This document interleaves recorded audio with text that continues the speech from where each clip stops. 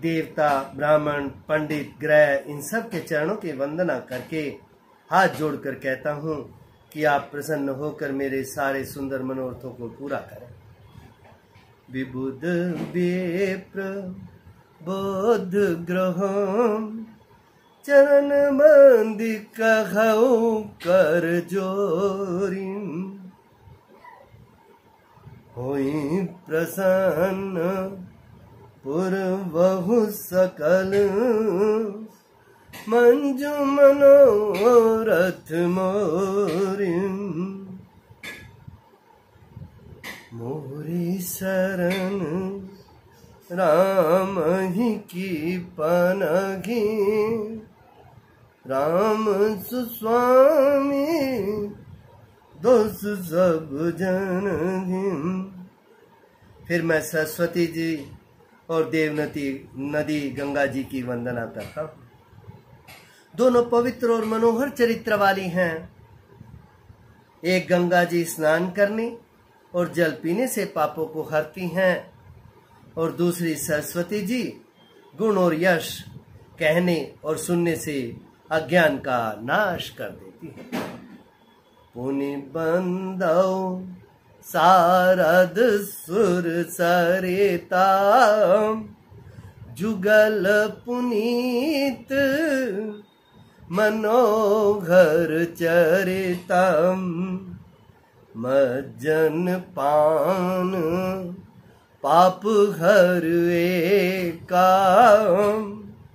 कहत सुनत एक हर अविवेकम। श्री महेश और पार्वती जी को मैं प्रणाम करता हूँ, जो मेरे गुरु और माता पिता हैं, जो दीन बंधु और नित्य दान करने वाले हैं, जो सीतापति श्री रामचंद्र जी के सेवक, स्वामी और सखा तीनों हैं। सेवक भी हैं, स्वामी भी हैं, सखा भी है, तथा मुझ तुलसीदास का सब प्रकार से कपट रहित हित करने वाले हैं।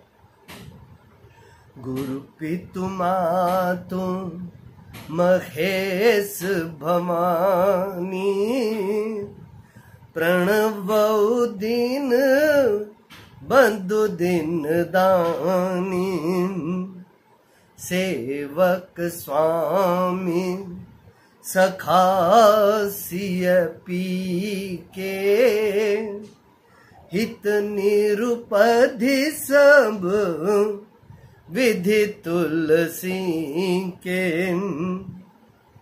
जिन शिव पार्वती ने कलयुग को देखकर जगत के हित के लिए शाबर मंत्र समूह की रचना की, जिन मंत्रों के अक्षर बेमेल हैं, जिनका न कोई ठीक अर्थ होता है न जप ही होता है, तथापि शिव जी के प्रताप से जिनका प्रभाव प्रत्यक्ष है।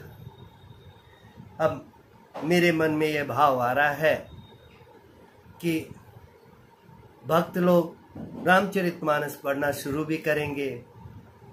जब उसके अंदर में देखेंगे कि हाँ भाई इसके अंदर साबर मंत्र दिया गया है, तो वो इसको छोड़ के और उसकी तरफ जा दौड़ेंगे।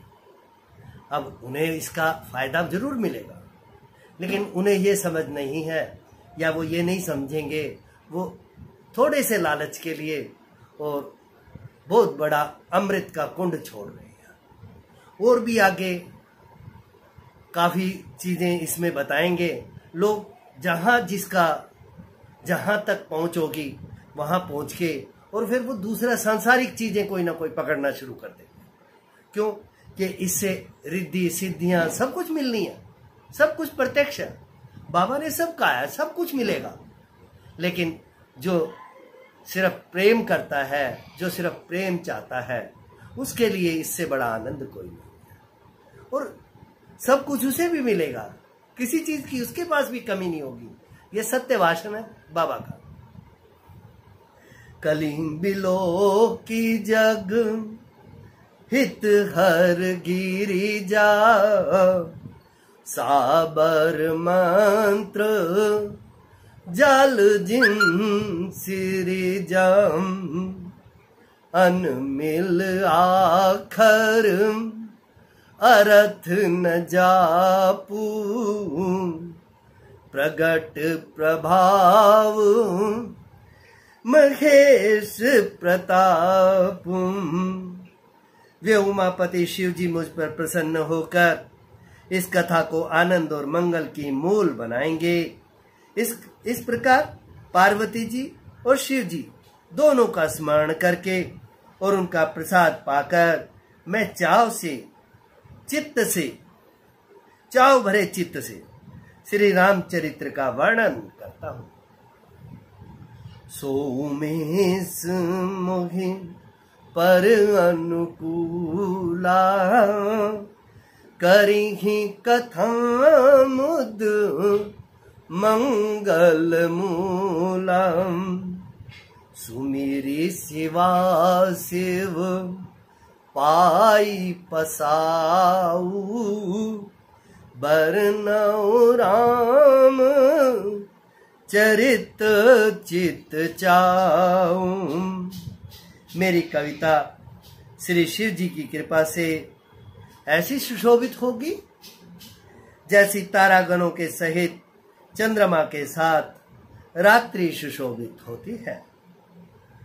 जो इस कथा को प्रेम सहित तथा सावधानी के साथ समझ बूझ कर कहेंगे, सुनेंगे, वे कलयुग के पापों से रहित और सुंदर कल्याण के भागी होकर श्री राम जी के चरणों के प्रेमी बन जाएंगे। राम प्रेमी बनेंगे, लेकिन बाबा ने शर्तें रखी हैं। क्या शर्तें हैं?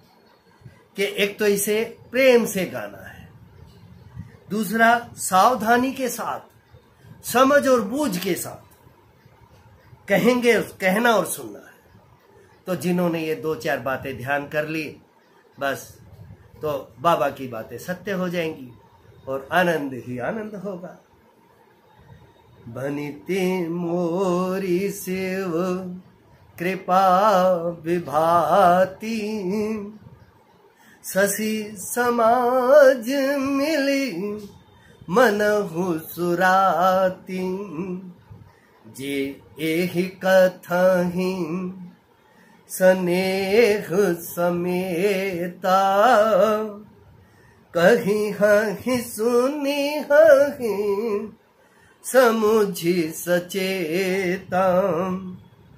होई हहि राम चरण अनुरागी, कलिमल रहित सुमंगल भागी।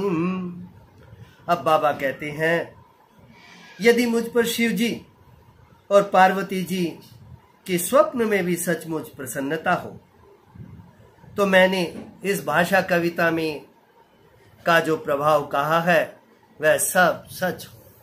अब बाबा जी को तो भगवान शिव प्रत्यक्ष थे, उन पर तो पूरी कृपा थी उनकी, क्योंकि पहले ये रामचरितमानस बाबा शिव जी भगवान ने अपने हृदय में रखा था और वहीं से बाबा को ट्रांसफर कर दिया। तो बाबा के साथ तो भगवान अब वो यही अपना बता रहे हैं कि मेरे पर अगर शिव जी प्रसन्न है तो जो मैं कह रहा हूं, इस भाषा में कह रहा हूं, इस मानस में कह रहा हूं, वो सब सत्य होगा। सपने हूं सांचे हूं मोही पर, जो हर गोरी पसाऊं।